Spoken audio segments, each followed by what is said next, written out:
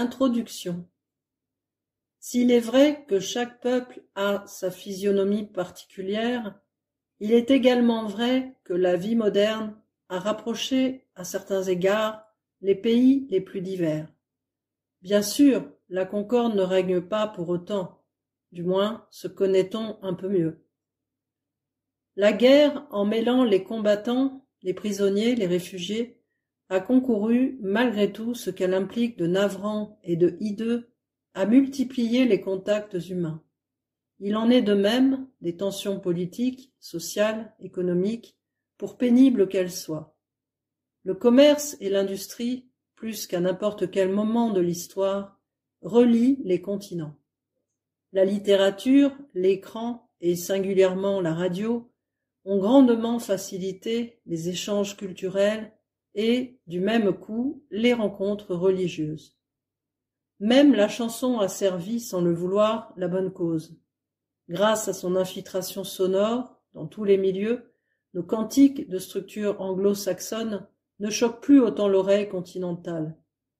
On sait que le jazz américain a acquis droit de cité dans notre vieille et classique Europe, et les fameux negro spirituals jouissent aujourd'hui de la faveur tant des mélomanes que des croyants du monde entier.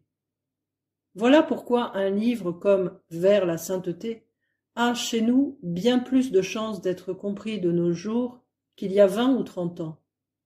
Écrit par un Américain dans les premières décennies du siècle, ce petit livre reflète assurément la mentalité pragmatique et utilitaire propre au pays de son auteur.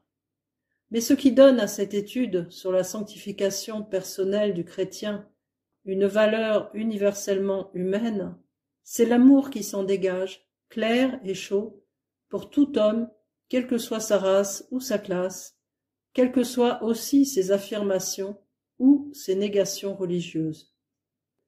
La foi de Bruegel est assez rayonnante pour atteindre, à travers une expérience très personnelle et, à certains égards exceptionnels, l'âme de chacun.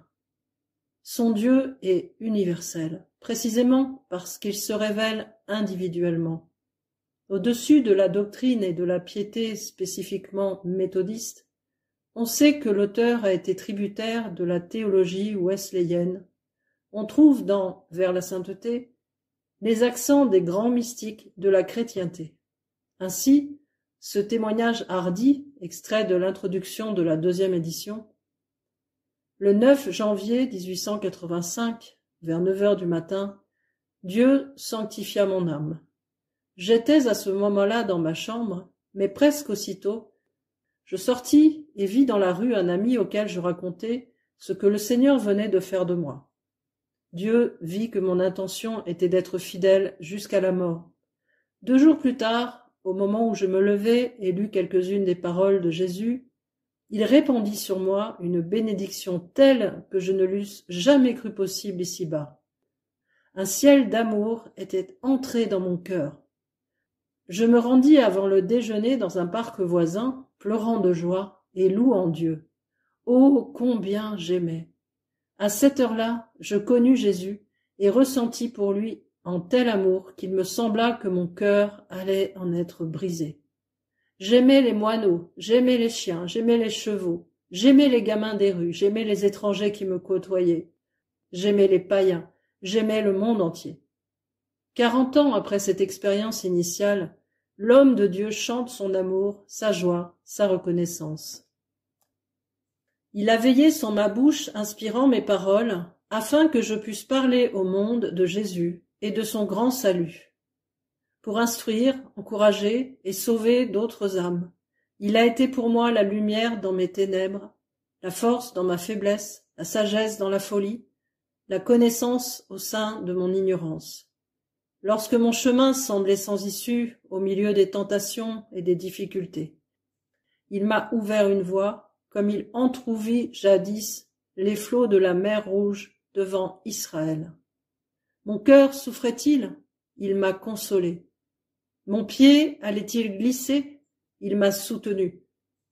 Ma foi était-elle tremblante? Il m'a encouragé.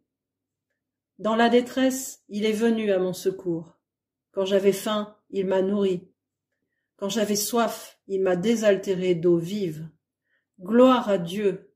Que n'a-t-il pas fait? Que n'a-t-il pas été pour moi? Oh, combien je voudrais le faire connaître au monde! Il m'a montré que le péché seul peut me nuire, et que la seule chose qui puisse me faire du bien dans ce monde, c'est la foi qui est agissante par la charité. Galates 5, verset 6. Il m'a enseigné à m'attendre à Jésus par la foi, pour être sauvé de tout péché, de toute crainte, de toute honte. Il m'a appris à témoigner mon amour en lui obéissant en toutes choses et en cherchant par tous les moyens à amener d'autres à lui obéir. Je le loue, je l'adore, je l'aime. Mon être entier lui appartient pour le temps et pour l'éternité. Je ne suis plus à moi-même. Il peut faire de moi ce qu'il jugera bon, car je suis à lui. Je sais que ce qu'il choisira sera pour mon bien éternel. Il est trop sage pour se tromper, trop bon pour me nuire. J'ai confiance en lui, j'ai confiance en lui, j'ai confiance en lui. Mon attente est en lui, non en l'homme ou en moi-même, mais en lui. Il a été avec moi durant ces 40 ans. Je sais qu'il ne m'abandonnera jamais. On se méprendrait en mettant cette joie spirituelle d'une intensité rare sur le compte d'un caractère particulièrement heureux, d'une santé invulnérable, d'un sort exceptionnellement favorisé. En réalité, les épreuves ne furent jamais épargnées à Samuel Brengel. Lutte morale, situation pénible. Plus d'une fois, il fut tout près de la mort. Accident de route, maladie et opération grave.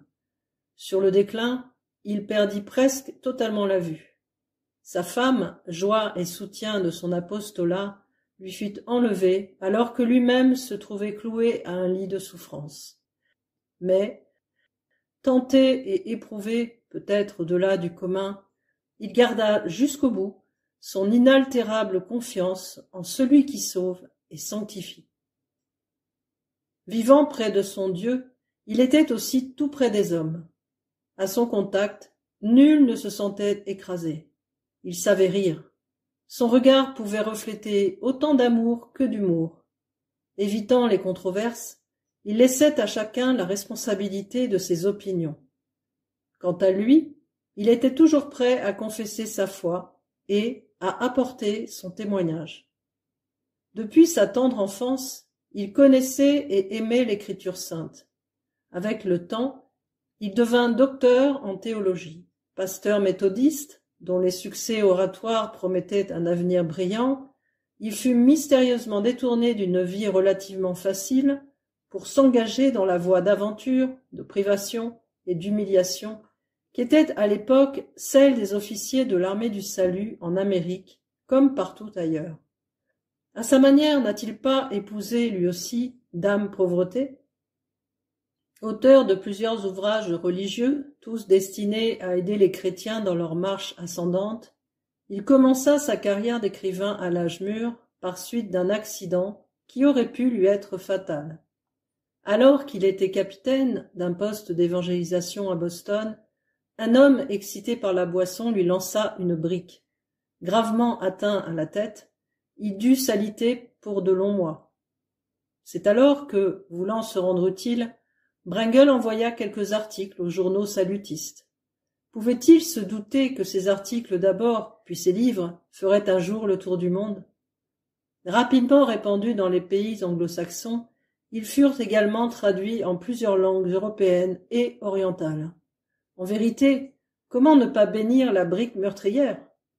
Cette fameuse brique, sur laquelle, revanche doublement spirituelle, de la vaillante femme du blessé, celle-ci écrivit de sa main les sereines paroles d'un patriarche biblique. Vous aviez médité de me faire du mal, Dieu l'a changé en bien, pour accomplir ce qui arrive aujourd'hui, pour sauver la vie à un peuple nombreux. Genèse 50, verset 20. Prophétie pleinement réalisée, si l'on songe à ces dizaines de milliers d'hommes et de femmes dans différents pays, devant lesquels s'ouvrirent les perspectives de la vie sainte, grâce au témoignage de Samuel Brengel. Certes, il ne faut pas idéaliser un homme, la Bible ne le fait jamais. Il faut se garder de confondre les expériences et les interprétations personnelles avec la révélation unique. Mais nous avons le droit et le devoir de perpétuer la mémoire de nos devanciers, tels que le commissaire Brengel, car leur lumineuse expérience enrichit notre patrimoine spirituel. Et non seulement le nôtre en tant qu'armée du salut, mais encore celui de l'Église universelle qui s'alimente sans cesse aux sources pures de la consécration. Encore un mot d'avertissement destiné surtout aux jeunes salutistes et autres chrétiens qui sans cela risqueraient peut-être de tomber dans quelque pénible méprise. Dieu trouva Samuel Brengel dans une nation et à une époque déterminée. Comme tous les hommes, il parla le langage de son temps. Cela ne signifie pas qu'il n'ait plus rien à dire aux nouvelles générations.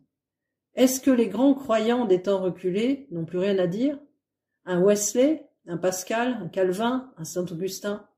Seulement, pour bien assimiler leur message, il faut savoir les situer dans leur propre cadre psychologique et historique pour faire ensuite certaines transpositions nécessaires.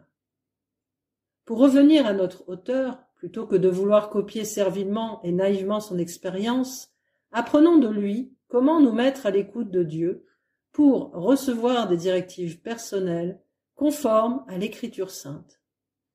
Nous ne pourrions mieux conclure qu'en nous référant à la remarque qui, dans le livre des doctrines de l'armée du salut, introduit le chapitre sur la vie sainte.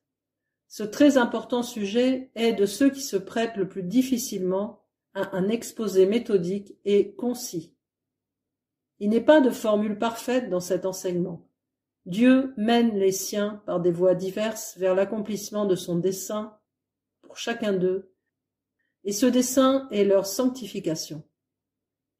Et maintenant, puisse le livre que voici nous aider à nous pénétrer dans une docilité éclairée et une totale disponibilité de cette annonce merveilleuse.